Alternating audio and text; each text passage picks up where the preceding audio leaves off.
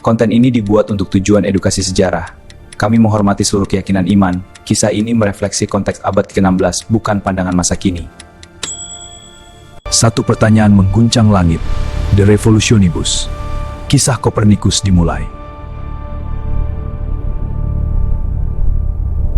Bayangkan jika suatu hari, seseorang memberitahumu bahwa semua yang kamu percaya selama ini salah. Bahwa bumi yang kamu pijak ini sebenarnya tidak diam, melainkan berputar mengelilingi matahari dengan kecepatan ribuan kilometer per jam. Di abad ke-16, seorang pria berani mengatakan hal yang dianggap mustahil, bahkan berbahaya. Namanya Nicolaus Copernicus, dan bukunya De Revolutionibus mengubah sejarah manusia selamanya. Untuk memahami kehebatan Copernicus, kita harus kembali ke masa sebelum dia lahir. Selama lebih dari 1000 tahun, dunia percaya pada model geosentris. Model geosentris yang dikemukakan oleh Claudius Ptolemeus, seorang astronom Yunani Mesir. Menurutnya, bumi adalah pusat alam semesta. Matahari, bulan, planet, dan bintang-bintang. Semuanya berputar mengelilingi kita. Model ini bukan hanya sains. Ini adalah bagian dari ajaran gereja Katolik yang sangat berkuasa di Eropa. Alkitab ditafsirkan mendukung pandangan ini. Bumi sebagai pusat ciptaan Tuhan, manusia sebagai mahkota ciptaannya. Menentang pandangan ini sama dengan menentang Tuhan. Tapi ada satu masalah. Model Ptolemeus tidak sempurna. Planet-planet kadang bergerak mundur di langit, fenomena yang disebut retrograde motion. Untuk menjelaskannya, Ptolemeus menciptakan sistem yang sangat rumit dengan epicycle dan deferent, lingkaran di atas lingkaran. Semakin lama, modelnya semakin kompleks. Nicolaus Copernicus lahir pada 19 Februari 1473 di Torun, Polandia. Dia bukan hanya seorang astronom, tapi juga matematikawan, ekonom, dokter, dan kanon gereja. Ya, kamu dengar dengan benar. Dia adalah bagian dari gereja Katolik. Copernicus belajar di Italia, di universitas yang terbaik pada masanya. Mereka keliru. Di sana, dia mempelajari matematika, astronomi, hukum, dan kedokteran. Tapi yang paling menarik perhatiannya adalah gerakan benda-benda langit. Dia mulai bertanya, apa benar bumi adalah pusat segalanya? Atau ada cara yang lebih sederhana untuk menjelaskan apa yang kita lihat di langit? Selama bertahun-tahun, Copernicus mengamati langit, menghitung, dan berpikir. Dan perlahan, dia sampai pada kesimpulan yang revolusioner. Bukan bumi yang diam, tapi matahari yang berada di pusat. Dan bumi, seperti planet lainnya, berputar mengelilingi matahari.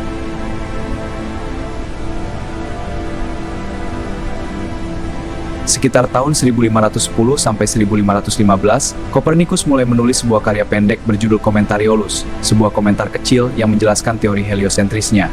Dia mengirimkan naskah ini kepada beberapa teman dekat dan sarjana terpercaya. Responnya, campuran antara kagum dan khawatir. Kebenaran akan menang. Copernicus tahu bahwa teorinya berbahaya. Dia bisa dituduh sebagai bidah, bukunya bisa dibakar, dia sendiri bisa dihukum. Karena itu, dia ragu untuk menerbitkannya. Butuh hampir 30 tahun sebelum Copernicus akhirnya menyetujui penerbitan buku utamanya, De Revolutionibus Orbium Coelestium, tentang revolusi bola-bola langit. Buku ini selesai dicetak pada tahun 1543. Konon, salinan pertama sampai ke tangan Copernicus pada hari dia meninggal, 24 Mei 1543. Dia menyentuh bukunya untuk terakhir kalinya, lalu menutup mata selamanya. Tapi warisan yang dia tinggalkan, itu baru saja dimulai.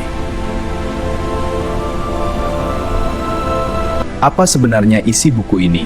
De Revolutionis terdiri dari 6 bagian. Di dalamnya, Copernicus menjelaskan bahwa, pertama, matahari berada di pusat alam semesta. Kedua, bumi dan planet-planet lain berputar mengelilingi matahari dalam orbit berbentuk lingkaran. Ketiga, bumi juga berputar pada porosnya sendiri setiap hari. Dengan model ini, banyak hal yang sebelumnya rumit menjadi jauh lebih sederhana.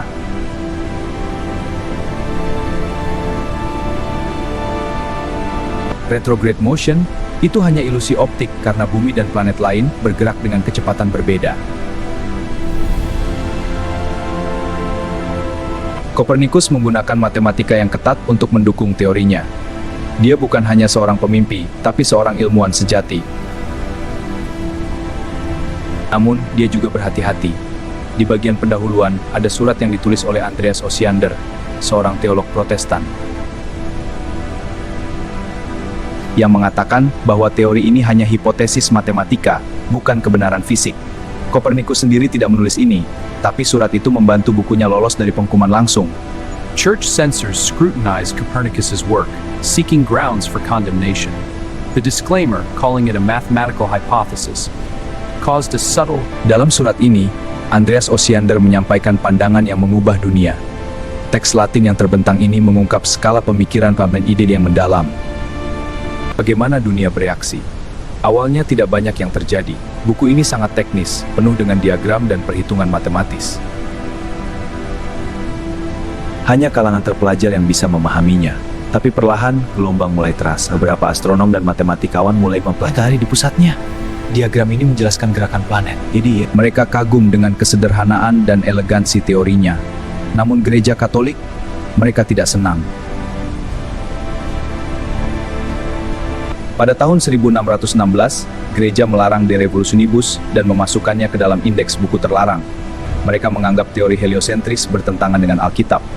Galileo Galilei, yang mendukung teori Kopernikus dengan pengamatan teleskopnya, diadili dan dipaksa untuk mencabut pernyataannya pada tahun 1633. Tapi kebenaran tidak bisa dihentikan.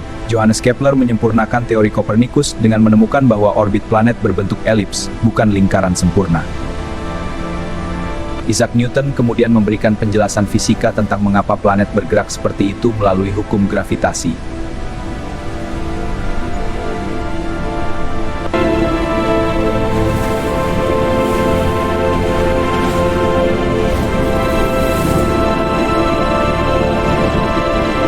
Dan perlahan, model heliosentris menjadi diterima secara universal.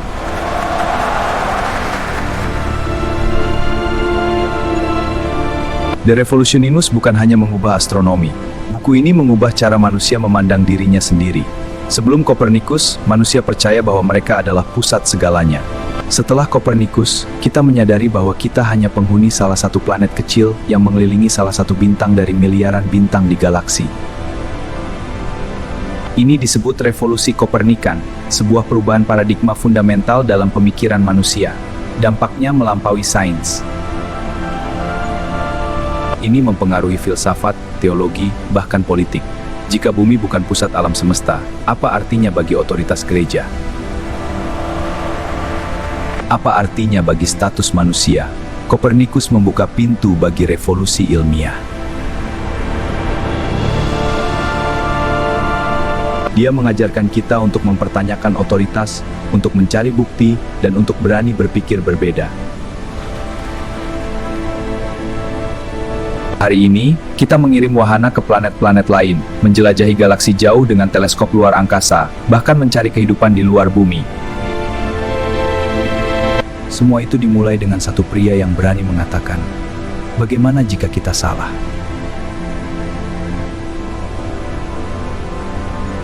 The Revolutionibus Orbium Coelestium adalah lebih dari sekadar buku astronomi. Ini adalah manifesto keberanian intelektual. Bukti bahwa satu ide bisa mengubah dunia. Nicolaus Copernicus mungkin tidak pernah melihat dampak penuh dari karyanya. Jadi pertanyaannya sekarang, apa yang kamu percayai hari ini yang mungkin salah? Dan apakah kamu cukup berani untuk mempertanyakannya? Setiap data punya cerita.